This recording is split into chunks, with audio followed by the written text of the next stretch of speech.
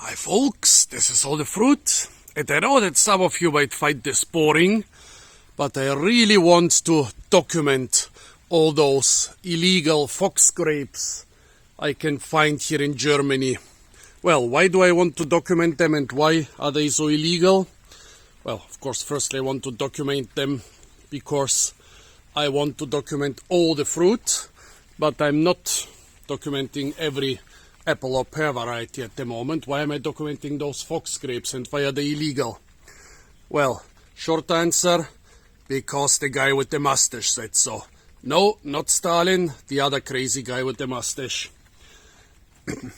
Yeah, Germany banned them in the 1930s under the guy with the mustache, who banned also a lot of other things which were foreign.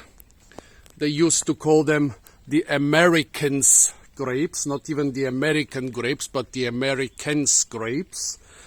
Yeah, they came from the Americans, not just from the Americas, but from the evil Americans. So those grapes had to be bad. And France banned them even before that. They didn't even need the guy with the mustache, they just needed their big established wine industry. And of course, since Europe, the EU nowadays is being dominated by Germany and France, they are still banned in order to prevent spreading wine growing to areas which are not which are not covered by the big wine growing lobbies of the EU. Well, what are fox grapes? Fox grapes are basically a group of North American grape varieties which for centuries were not so popular in Europe. They were basically, well, in America, European grapes were introduced, which were considered superior. The American grapes were considered inferior. However, the European grapes suffered from phylloxera and mildew in the Americas. So people had to cultivate the fox grapes. Then those diseases spread to Europe and destroyed the European wine growing industry, and so a lot of American grapes were introduced to here. Oh, by the way, nice detail. Those guys are not even using wire to attach their grapes to the pergola. They are using willow bows, thin willow bows. Hope my lens is not too. Everything is a bit dull and gloomy. Maybe it's the weather. Well, yeah, some really old people use this garden, and it seems like they are still using those traditional willow bows for attaching the grapes. That's being done in many places in Europe, not using wire or plastic, but those willow bows. Very nice detail here. Well, so the fox grapes are illegal, but there is like a loophole. It's legal to plant them, but if you have an ancient vine, you are allowed to keep it. And this must be one of those ancient vines, about 100 years old, if it was not planted illegally. Here it is. Nice big stem. The stem is not 100 years old, but it's always possible that the stem dies back and the root still survives. Fox grapes are also very popular as a rootstock for modern, well, for Eastern European varieties. Also, fox grapes helped establish, or basically made it possible to establish a tropical wine growing culture, like countries like India and Brazil are now growing quite a lot of grapes, which are basically fox grapes.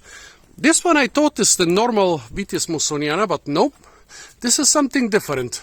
Before I tried it, I saw that it has a lot of mold on it, while the normal fox grapes right now are quite free of mold, despite the rainy autumn. We had a very hot and dry summer, but a rainy autumn. So this was already a hint that this must be something different from the grapes I know. Yeah, I confess I wanted to steal some grapes from my neighbors, just a handful. I did this, I tried them, and I noticed this is something different. Looks exactly like the normal fox grapes, but it feels and tastes different. It actually reminds me of the Oberlin. What's the Oberlin? It's this European hybrid between fox grapes and European grapes, which is illegal everywhere. But here in the suburb or the ancient medieval village of Handschuhsheim, it's very popular. They even had an Oberlin festival, an illegal psychedelic wine festival until like 10 years ago. I don't know if it was forbidden, if it was banned after that, or if they just run out of interested people. But the Oberlin is a grape with very tiny berries. Those are more than twice as big as the Oberlin berries. So I think this must be some second generation hybrid. Like the Oberlin is a hybrid between European Vitis vinifera and fox grapes, that I would guess. This could be a different hybrid, of course, but it could also be a second generation hybrid between the Oberlin and some random fox grape. It's a pity that there is almost no literature about fox grapes in Germany. I mean, they are banned, they're illegal, so nobody is researching them. Such things are usually being researched at state-owned agricultural institutes, and yeah, nobody probably dared to do too much research, or if it was done, it was hidden somewhere and not publicized openly. I'm glad I found yet another interesting fox grape. My dream is to make a collection of those fox grapes, but I have to study the laws very closely. It seems that in some areas you are allowed to plant them. Not around here, unfortunately. Well, yeah, that's my dream, making an illegal fox grape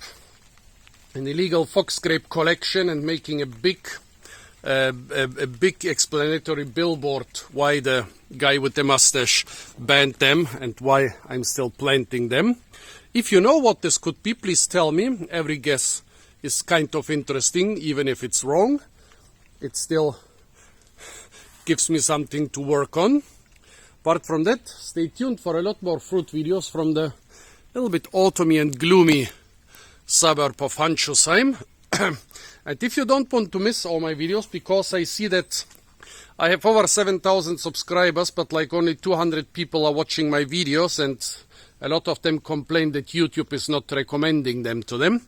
You not only need to subscribe to my channel if you want to watch my videos, and if you want YouTube to suggest my videos to you, you also need to press the little bell icon.